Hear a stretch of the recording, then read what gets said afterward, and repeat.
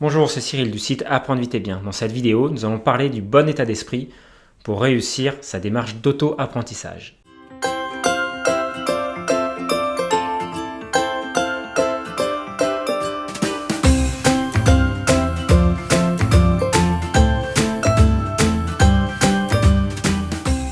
Comme je vous le disais dans l'introduction, on va parler dans cette vidéo du bon état d'esprit, du bon mindset pour apprendre tout seul, pour rentrer dans une démarche d'auto-formation, d'auto-apprentissage.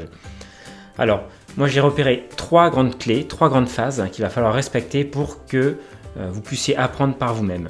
La première phase, ça va être une phase d'acceptation. Il va falloir accepter cette nouvelle information, ce nouveau message, cette nouvelle technique. Et attention parce que vous pouvez avoir un mouvement de résistance au départ, ça peut vous faire sortir de votre zone de confort, ce qui est plutôt un bon signe. Et faites attention à cette étape-là, de bien faire taire votre critique intérieure pour pouvoir expérimenter dans la deuxième étape. C'est vraiment important de pouvoir laisser pénétrer le message pour pouvoir s'en imprégner, pour pouvoir le mettre en pratique ensuite. Et justement, cette mise en pratique, ça va être la deuxième étape. La deuxième étape, ça va être appliquer. Appliquer cette nouvelle technique, ce nouveau message, ce nouveau concept.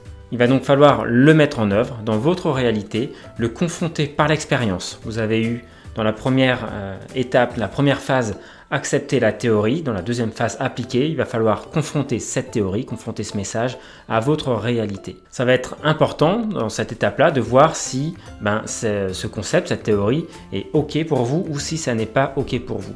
Est-ce que ça marche d'une façon générale? Est-ce que ça marche pour vous? C'est encore plus important. Et dans cette phase d'application, il va falloir trouver un subtil équilibre entre la persévérance pour vraiment tester et puis savoir s'arrêter au bon moment si on voit que la technique ne marche pas pour nous. Cette phase d'application, ça ressemble beaucoup à ce qu'on trouve en formation, dans la formation professionnelle, avec ce que l'on appelle les méthodes actives, où le formateur va faire passer ses stagiaires par plusieurs phases, et notamment 3 phases qui sont cycliques dans une formation où on va faire des tests, des essais, des erreurs, on va apprendre de ces erreurs pour réajuster sa pratique pour arriver jusqu'à l'objectif de compétence de la formation.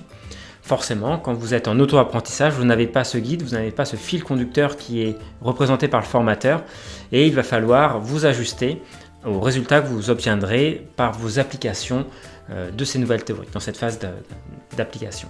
Et ensuite vient la troisième phase, c'est adapter. Adapter ce que vous avez vécu, ce que vous avez appris à votre situation particulière. Est-ce qu'il y a des choses que vous devez retrancher? Est-ce que vous pouvez ajouter des choses?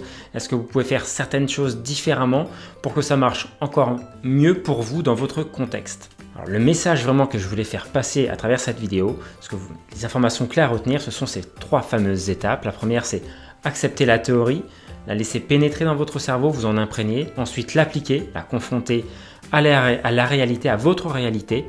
Et puis ensuite l'adapter si besoin, la modifier, l'améliorer pour qu'elle réponde encore mieux à votre contexte personnel.